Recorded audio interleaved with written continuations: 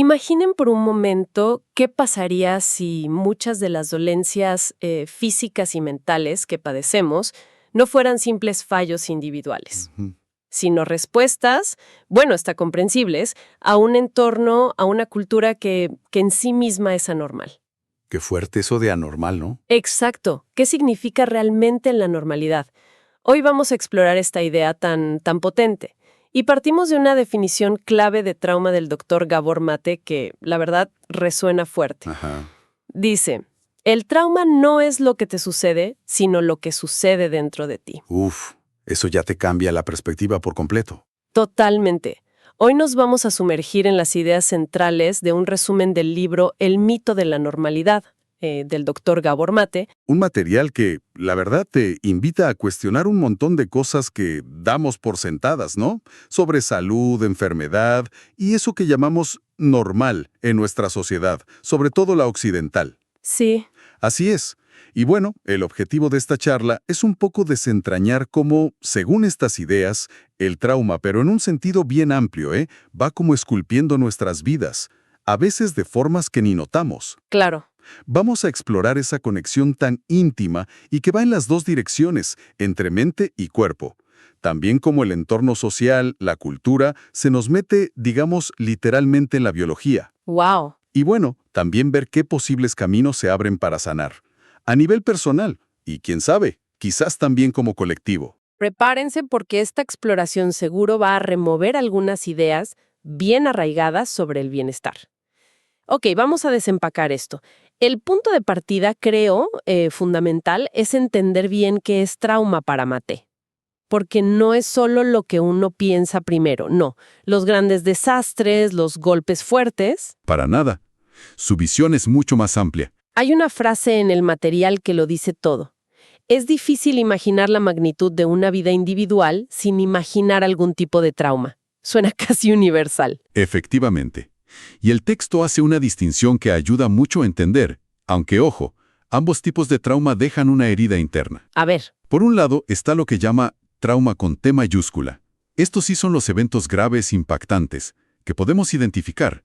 Abuso severo, negligencia muy grave, guerra, desastres naturales. lo clásico, digamos. Pero más fáciles de reconocer, tanto física como psicológicamente.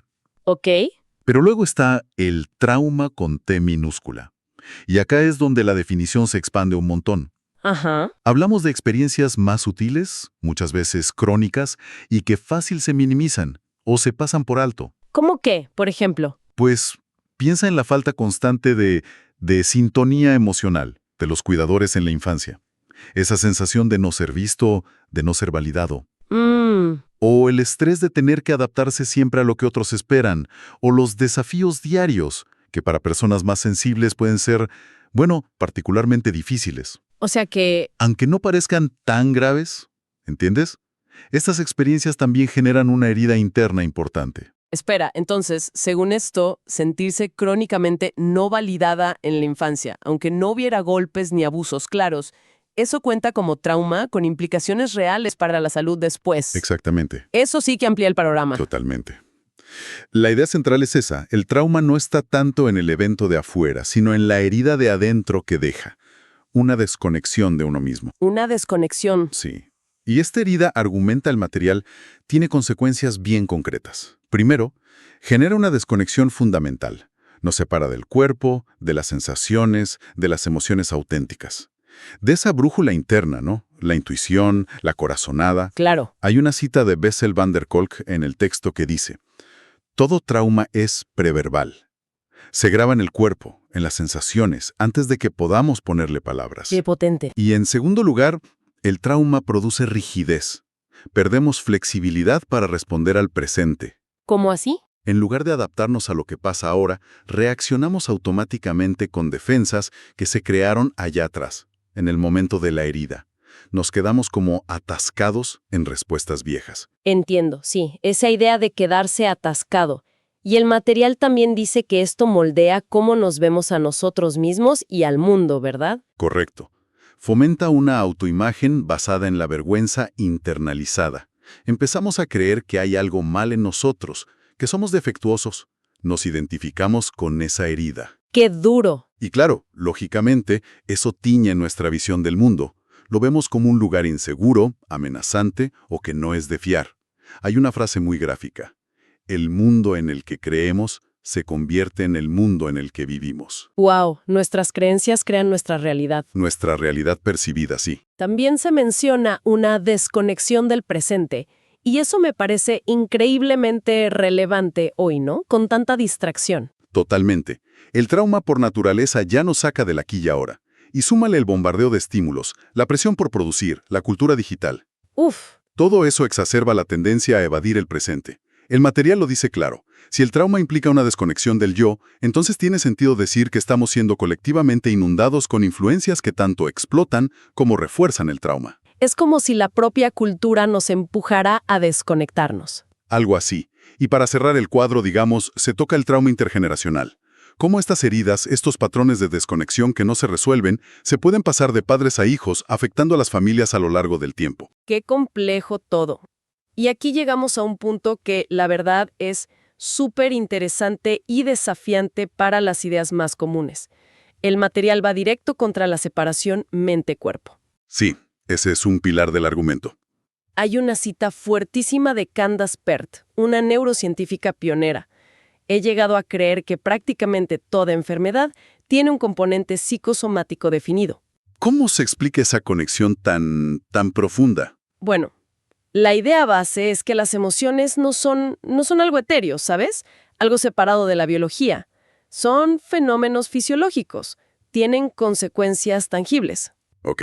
Por ejemplo, se habla mucho de la represión emocional crónica, sobre todo de la ira. La ira reprimida, ¿sí? Hay estudios que se citan en el material que vinculan ciertos rasgos de personalidad, como ser extremadamente complaciente, suprimir siempre la ira, a veces le llaman personalidad tipo C, con un mayor riesgo de ciertas enfermedades, mencionan cáncer de mama, ELA. ¿En serio? La idea de fondo es que reprimir constantemente emociones fuertes como la ira puede tener un costo biológico. Podría afectar negativamente, por ejemplo, al sistema inmune. Es impactante pensar que algo como ser demasiado buena o no expresar enojo pueda tener consecuencias físicas tan serias. El material aclara si es una causa directa o más bien un factor de riesgo. Lo plantea más como un factor de riesgo importante y que a menudo no se tiene en cuenta. Ojo, no se trata de culpar a la persona enferma, para nada. Claro. Se trata de entender cómo nuestras historias emocionales, nuestros patrones de respuesta al estrés, se mezclan con la salud física. El estrés crónico, por ejemplo, es otro gran tema. Sí, eso se oye mucho. Sabemos que activa constantemente el famoso eje HPA, que es básicamente el sistema de alarma de estrés del cuerpo. Si esa alarma suena todo el tiempo, pues acaba desregulando un montón de sistemas. El inmune, el cardiovascular, el metabólico. Es un desgaste general. Tiene sentido. Y además, experiencias como el duelo no procesado o el trauma psicológico también se asocian en varios estudios con mayor riesgo de ciertos cánceres y enfermedades autoinmunes como la esclerosis múltiple. Incluso se menciona una conexión entre el trastorno de estrés postraumático, el TEPT, y un riesgo elevado de cáncer de ovario. O sea, la conexión mente-cuerpo no es una idea abstracta, es una realidad biológica. El texto lo ilustra con historias personales. Recuerdo la de Caroline, con cáncer, que su voluntad férrea de ver crecer a sus hijos pareció darle una fuerza increíble. Ajá.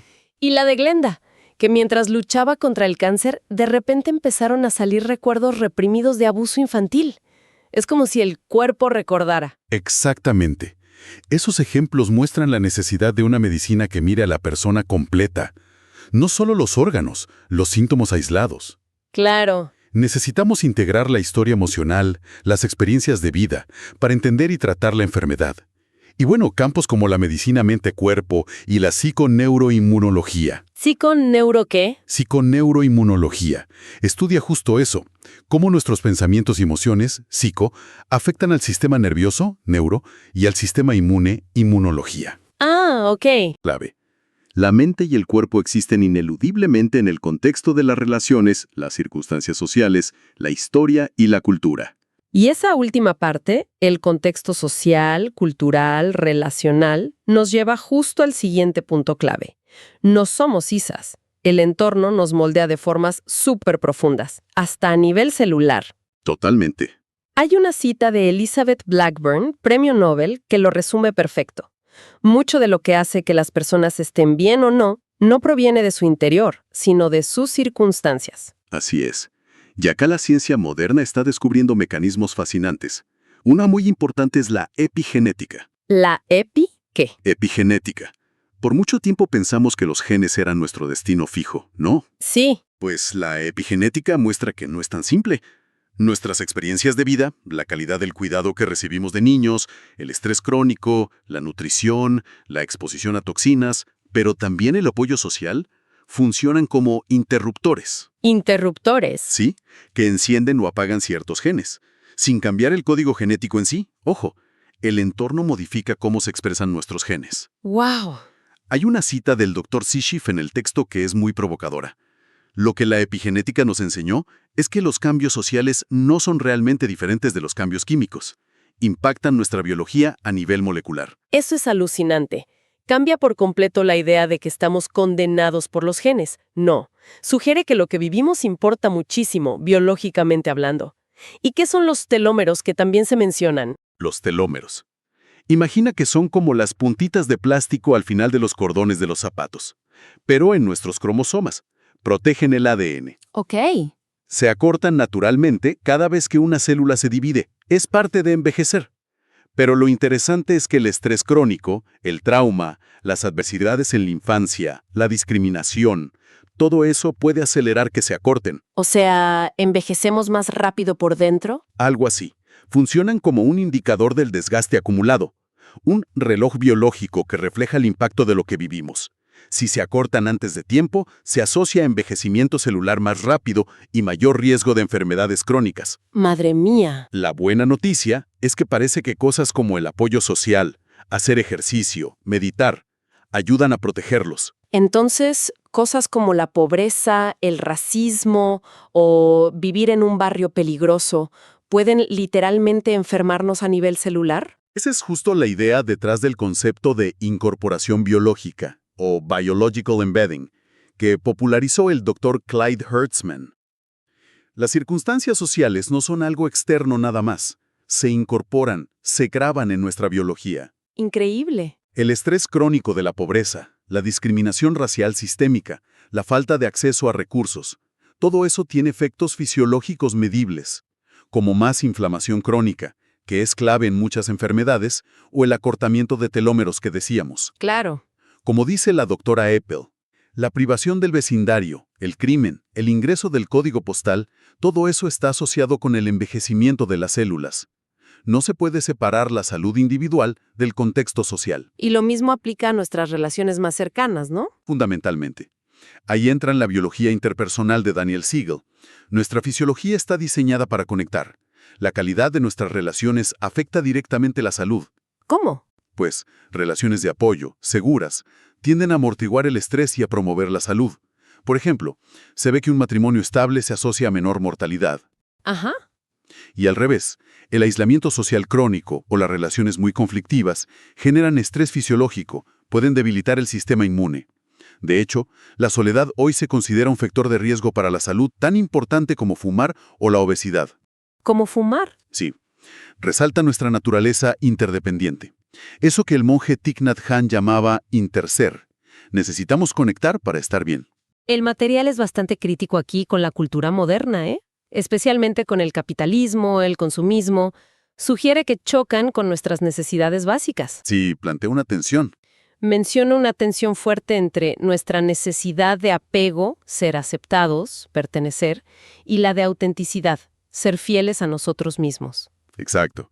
Y dice que a menudo sacrificamos la autenticidad para encajar, y eso genera alienación, estrés. Hay una frase dura. El consumo es una forma de amortiguar el dolor, como si compráramos para llenar un vacío. Sí, y también critica que la medicina tradicional ignore esos factores sociales, culturales.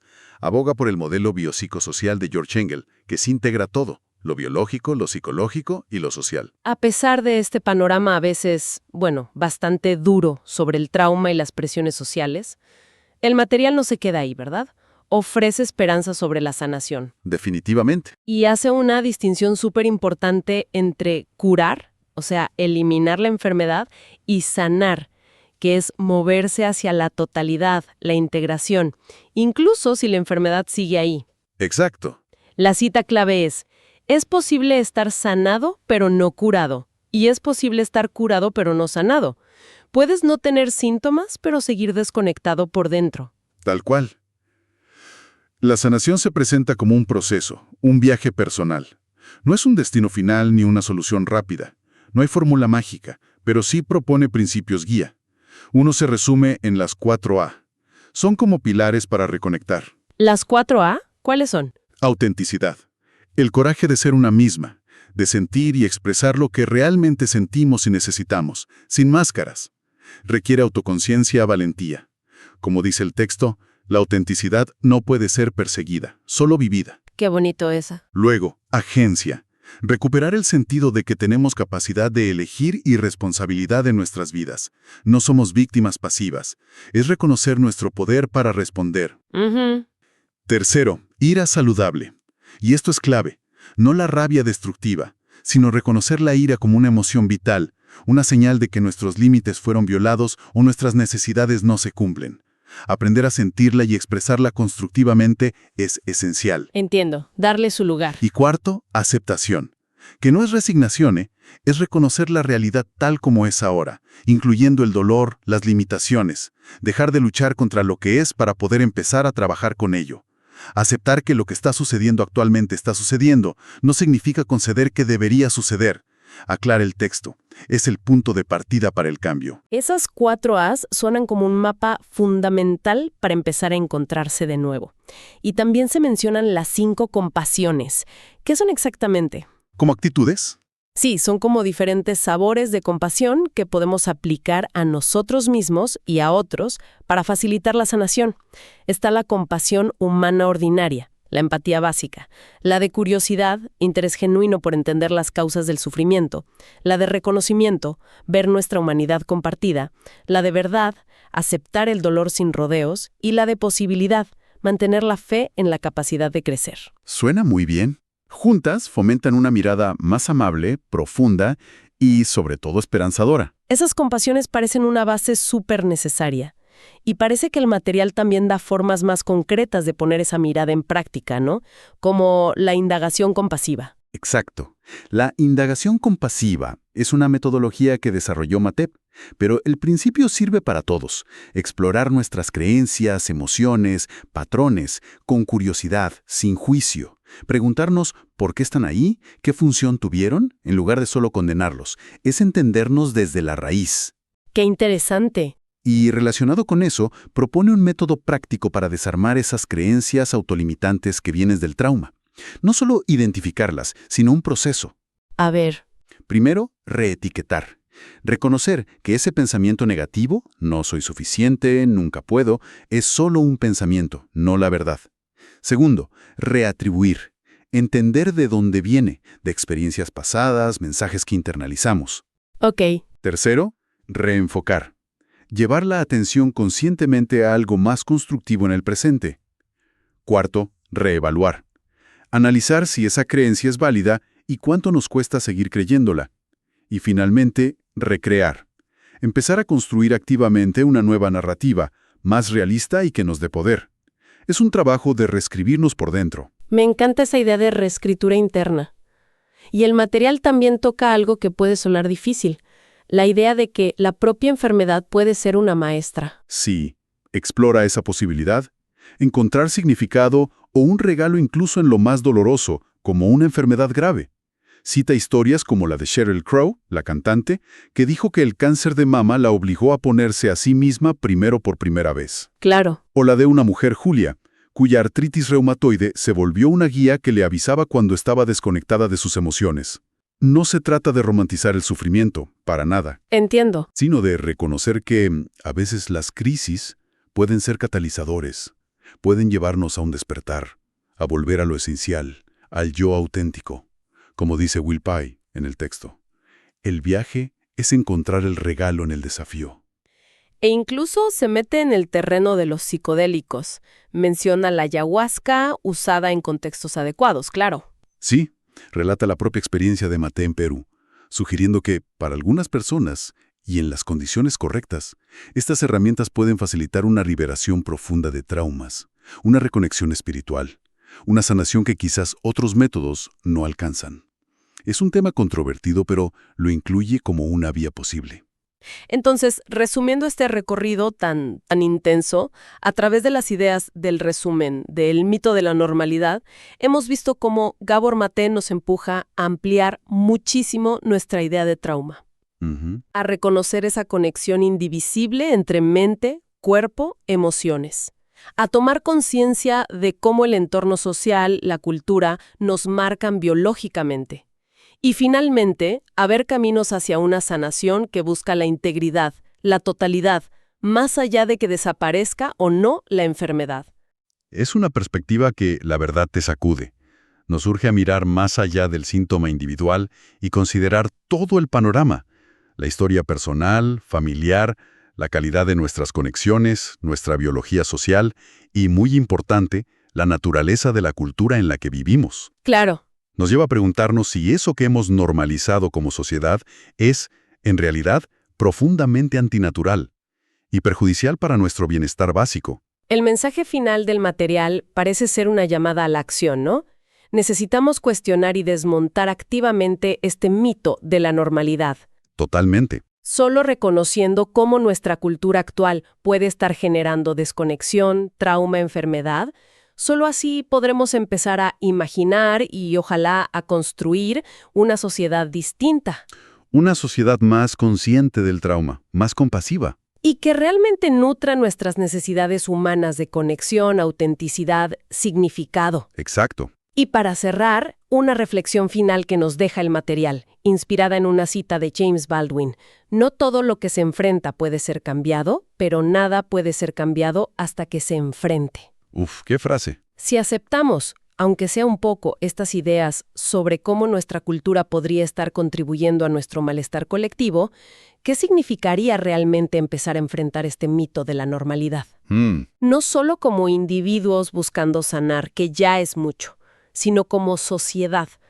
¿Qué pasos concretos podríamos dar para construir entornos, familias, escuelas, trabajos, comunidades que estén más alineados con nuestra verdadera naturaleza y que promuevan una salud genuina? Una gran pregunta. Ahí queda la pregunta flotando.